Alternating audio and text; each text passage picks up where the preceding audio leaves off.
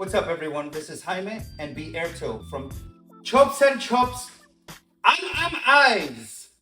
So we're gonna show you the armbar from back control. When I secure my partner's back, I wanna make sure that I have a tight seatbelt grip. So that means my hands are not gonna be by his chest or tummy, they're gonna be up by his neck.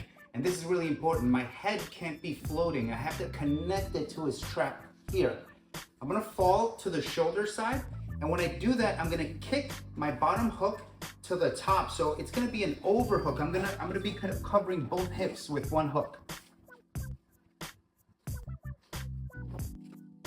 Right here. See, both hips are connected with one hook. All right, so this is the arm that we're going to attack. I cannot let him put it on the floor. Once it touches the floor, he's gonna start getting away. That's why it's important that my head continues to block and I'm pinching his shoulder to my chest. Okay, so from here, I'm going to release his head so I can either loop or my personal favorite, I'm gonna push him down a little bit with my forearm here, push him down towards my hip, and then I'm gonna release and come in towards the front. The rest of it is getting him to lay down on the floor in front of my lap. So my knee is going to hook here on top of his shoulder. I'm gonna shrimp out a little bit and I'm gonna hook and I'm gonna push him down a little bit.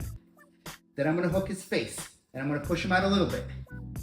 He's all the way on the floor. Now I can't release any pressure, so this has to stay tight. My legs have to stay tight. My knees have to stay pinched, so I'm going to circle over his head and hook. That's when I'm going to attach myself to just his hand, connecting to his thumb, and I'm going to roll about 45 degrees up as I pull his arm down on my bottom hip like this. Boom, tap.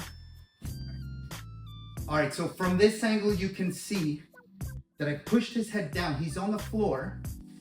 I'm going to keep my knees pinched and just circle and hook tight on his head. I don't always want to sit up because the tendency is to open up my leg and release the head. He's going to have room to wiggle away.